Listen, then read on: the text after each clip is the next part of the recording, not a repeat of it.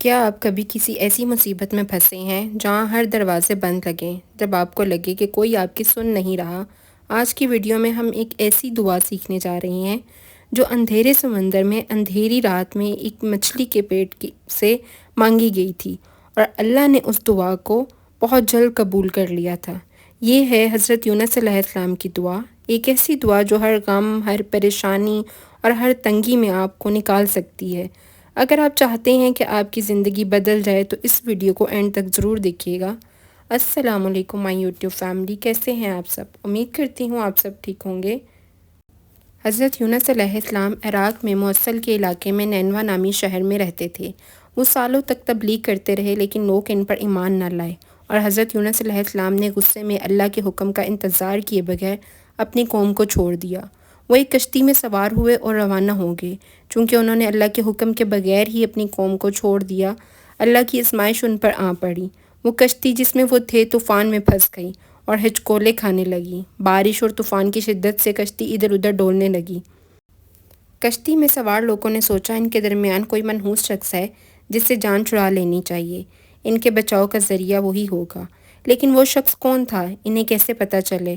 انہوں نے قرآن اندازی کا فیصلہ کیا اور قرآن اندازی میں حضرت یونس علیہ السلام کا نام نکلا۔ چنانچہ کشتی والوں نے انہیں سمندر میں پھینک دیا۔ حضرت یونس علیہ السلام طوفانی سمندر میں تھے اور ایک بڑی مچھلی نے انہیں نگل لیا۔ وہ ایسی حالت میں پہنچ گئے جہاں تمام ظاہری اسباب بے معنی ہو گئے۔ کوئی بھی ظاہری وسیلہ انہیں بچا نہیں سکتا تھا۔ تمام اسباب ان کے خلاف ہو چکے تھے۔ ایک اندھیری رات جب وہ بالکل تنہا اور بے بس تھے، انہیں احساس ہوا کہ یہ سب ان کے ساتھ کیوں ہوا۔ اپنی بے بسی کے عالم میں اپنی غلطی کا ادراک کرتے ہوئے حضرت یونس علیہ السلام نے اپنے رب کو پکارا اور وہ دوسری دعا پڑھی جس کا ہم نے ذکر کیا تھا۔ لا الہ الا انت سبحانک انی کنت من الظالمین۔ تیرے سوا کوئی معبود نہیں، تو پاک ہے، بے شک میں ہی ظالموں میں سے تھا۔ نبی کریم صلی اللہ علیہ وآلہ وسلم کی اس دعا کے بارے میں حدیث مبارکہ میں یوں ہے کہ بے شک کوئی بھی مسلمان جب بھی اس دعا کے ذریعے دعا کرتا ہے تو اللہ اس کی دعا قبول فرماتا ہے۔ کیا آپ جانتے ہیں کہ یہ دعا اتنی طاقتور کیوں ہے؟ کیونکہ اس میں اعتراف ہے، جس میں بندہ اپنی غلطی کو تسلیم کرتا ہے اور بے بسی کے عالم میں مدد مانگتا ہے۔ ہاں، اگر کوئی اپنی غلطی کا اعتراف کرے تو وہ بخشش کے قابل ہو جاتا ہے۔ ہم ہاتھ اٹھا کر مانگتے ہیں، بغیر اپنے نفس کو توڑے، بغیر اپنی غلطی کو سمجھے بغیر سبق سیکھتے ہیں۔ اگر آپ غور کریں تو یہ دعا بھی کلمہ توحید سے شروع ہوتی ہے، لا الہ الا اللہ۔ اس مشکل حالت میں حضرت یونس علیہ السلام نے سمجھا کہ اس باب کا کوئی اثر نہیں، یعنی دوسرے الفاظ میں اگر ساری دنیا بھی اکٹھی ہو جائے تو وہ بھی ان کی مدد نہیں کر سکتی۔ جو مدد کر سکتا ہے وہ اللہ ہے، اس کے پاس تمام اسباب کا اختیار ہے۔ جیسے وہ مچھلی جس نے یونس علیہ السلام کو نگل لیا وہ طوفان کو قابو کر لے، سمندری لہروں اور رات کو قابو کر لے۔ جو ذات ان تمام اسباب پر قدرت رکھتی ہے وہی ان کی مدد کر سکتی ہے، اور وہ ذات صرف اللہ کی ہے۔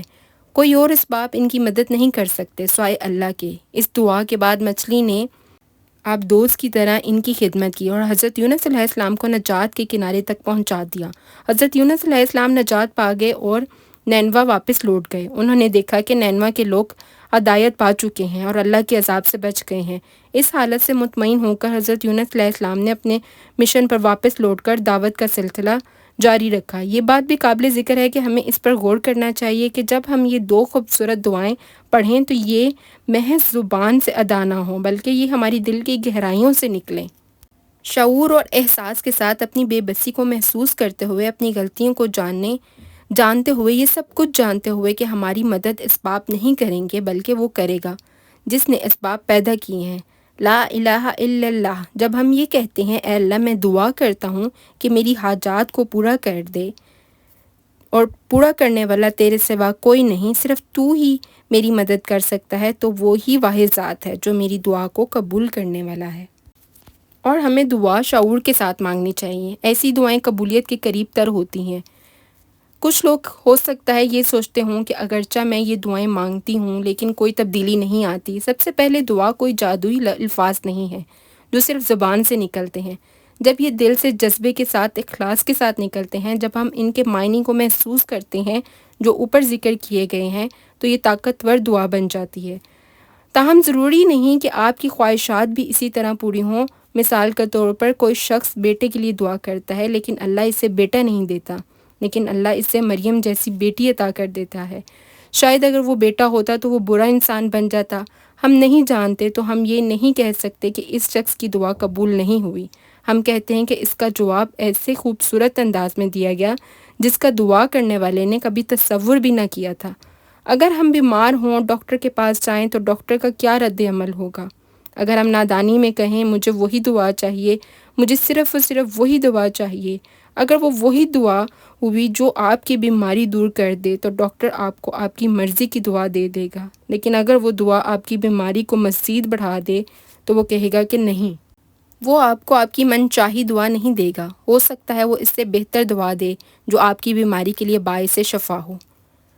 جواب دینا ایک بات ہے مگر اسے قبول کرنا بالکل الگ بات ہے۔ جب ہم دعا کرتے ہیں تو ہو سکتا ہے کہ ہم کسی ایسی چیز کا سوال کریں جس پر بعد میں ہمیں بے حد پچھتاوا ہو۔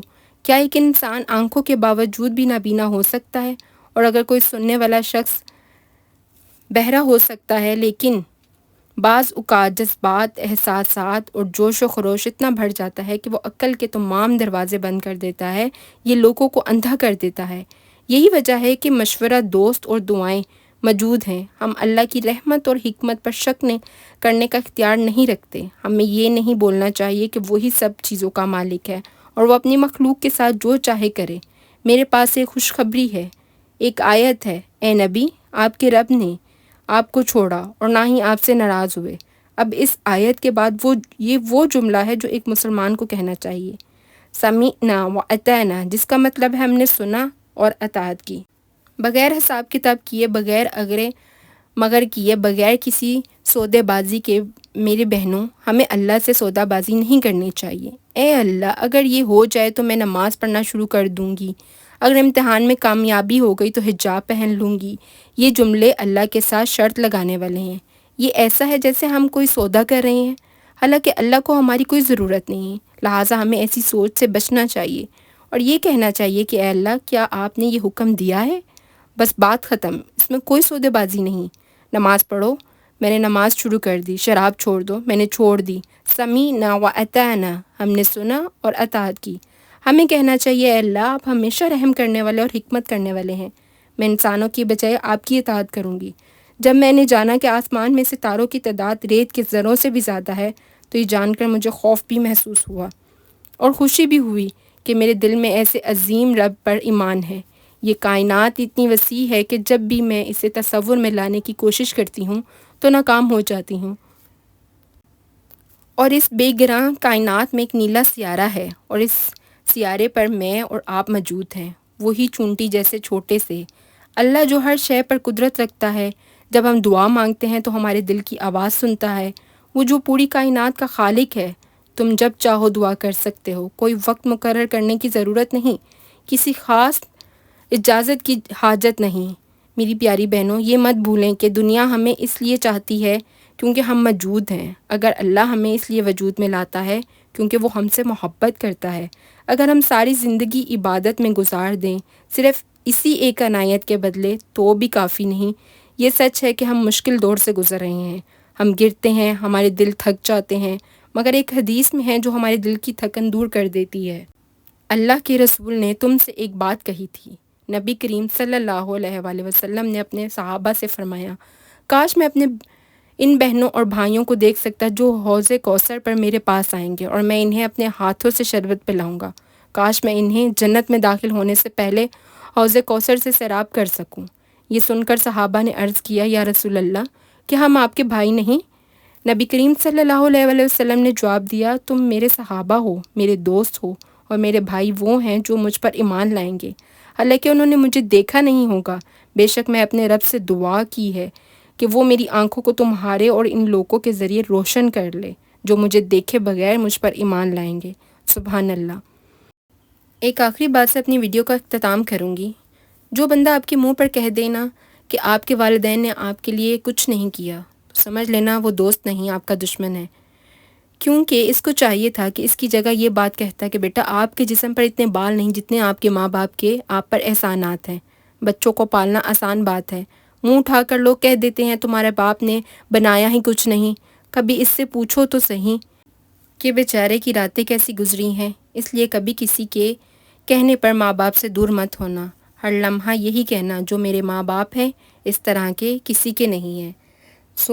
اگر میری ویڈیو اچھی لگی ہو تو پلیز لائک اور سبسکرائب ضرور کیجیے گا، اور کمنٹ میں ضرور بتائیے گا کہ آپ کو میری ویڈیو کیسی لگی۔ اللہ حافظ، فی امان اللہ۔